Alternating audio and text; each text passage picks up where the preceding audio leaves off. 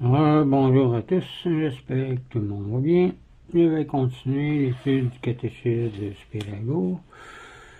On était rendu à étudier les dons du Saint-Esprit.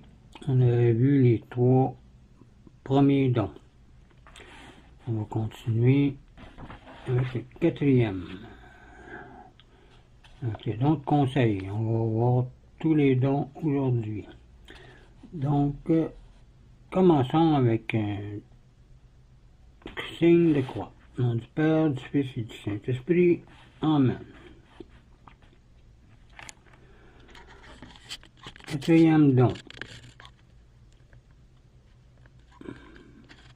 Le don de conseil nous fait reconnaître dans les situations difficiles ce qui est conforme à la volonté de Dieu.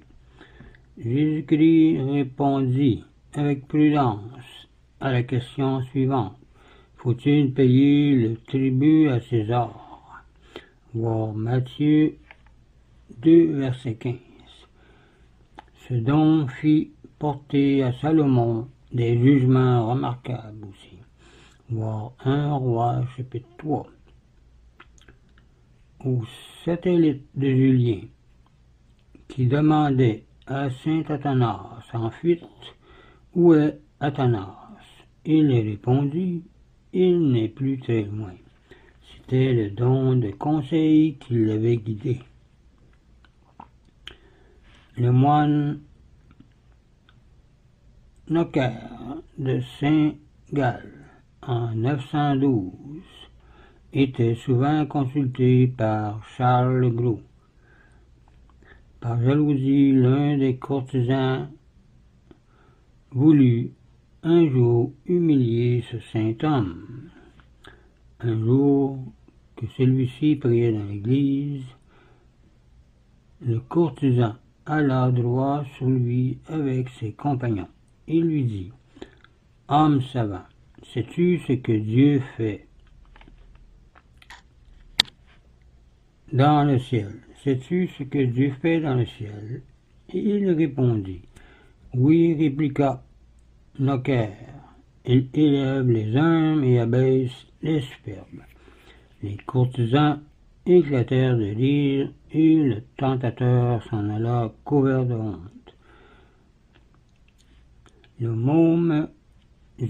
même jour, il tomba de cheval et se cassa les jambes. La réponse de Nocaire était l'effet du don de conseil. Déjà, le Sauveur disait aux apôtres, en leur annonçant les persécutions futures, « Ne vous souciez pas de ce que vous répondrez, ni de la manière dont vous répondrez, car à cette heure même, le Saint-Esprit vous apprendra ce que vous aurez à dire. »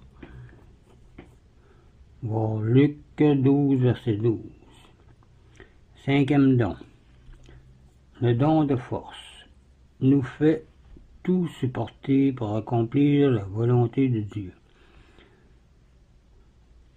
Jean Népomucène, en 1393, se laissa jeter en prison, torturé avec des fers rouges, participer dans le Moldave, plutôt que de violer le secret de la confession.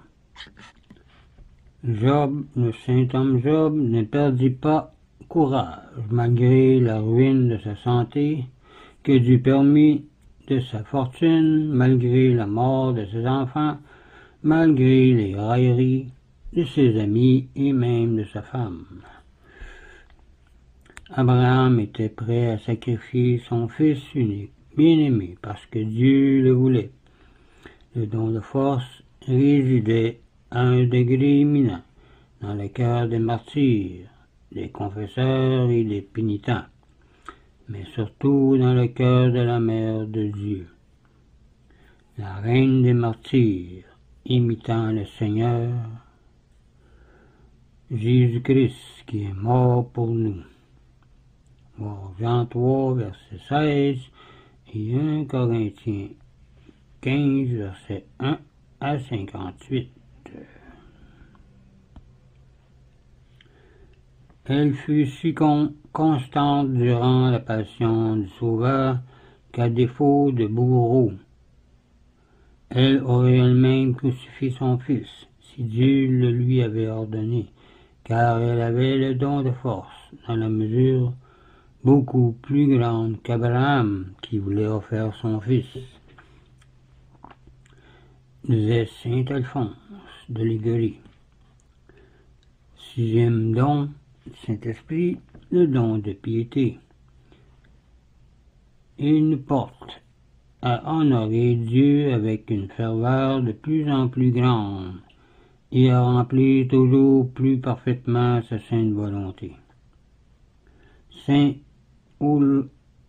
Aloïse s'éloignait avec peine du tabernacle, même après des heures d'adoration. Son confesseur était forcé de lui ordonner d'abréger ses visites. Beaucoup de saints versaient des larmes pendant leur prière et la méditation des choses divines. Quelle piété, quelle profondeur d'adoration de Dieu! Sainte Thérèse avait fait le vœu de toujours faire ce qu'elle regarderait comme plus parfait.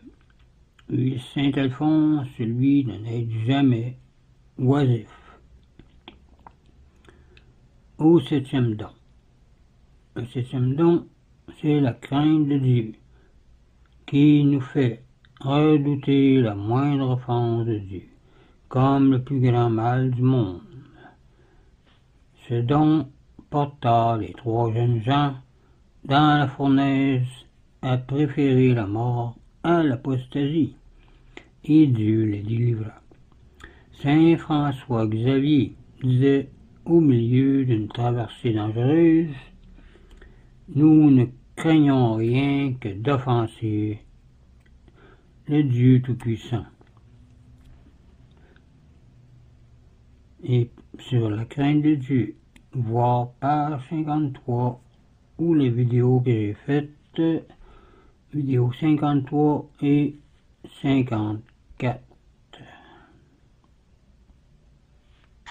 Parlons un peu maintenant des dons extraordinaires. Deuxièmement, certains hommes ou certaines personnes reçoivent du Saint-Esprit des dons extraordinaires du Saint-Esprit, des dons qui dépassent l'imagination. Par exemple, le don des langues, de miracles, de discernement, des esprits, des visions et des extases, etc.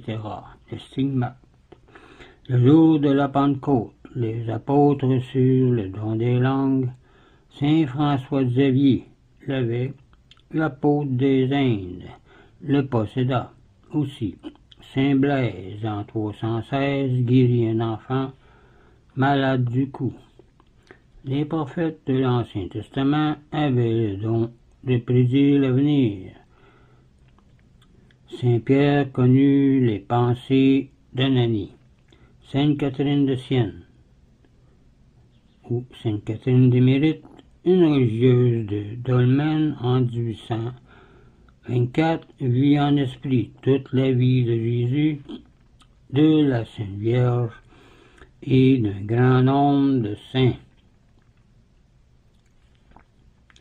Sainte Catherine de Sienne, elle, en 1380, tombait en extase après ses communions et était suspendue en l'air. Le prince Alexandre de Hohenlohe, en 1849, conseiller épiscopal à Bernburg, puis chanoine de Groenende, guérit beaucoup de malades par ses prières, l'imposition des mains ou simplement par un ordre. Bien des prêtres pieux eurent ce don à cette époque d'incrédulité. Voir les promesses de Jésus-Christ dans Marc 16, versets 16 à 20. Ceux qui croiront feront toutes sortes de miracles, comme Jésus. Bernadette Soubirous tomba aussi en extase à l'apparition de la Vierge à la grotte de Lourdes en 1858. Le stigmate, c'est-à-dire l'impression sur un corps des plaies du Sauveur, sont aussi un don extraordinaire du Saint-Esprit. On compte près de 50 personnes d'une éminente sainteté, dont la stigmatisation est authentiquement connue parmi elles, comme saint François d'Assise lors de l'apparition au mont Averne, sainte Catherine de Sienne et dans les temps modernes. Et comme j'ai dit, dans les temps modernes, sainte Catherine des Mérites à Dulmen et Marie de Morle en 1868 à Caldem, dans le Tyrol méridional. Ces dons sont distribués par le Saint-Esprit comme il lui plaît. Voir 1 Corinthiens 12, versets 1 à 31. Ce serait tout pour cette vidéo. On continuera avec les dons extraordinaires dans la prochaine vidéo. Donc, je vous laisse là-dessus. Je vous dis au revoir et union prière.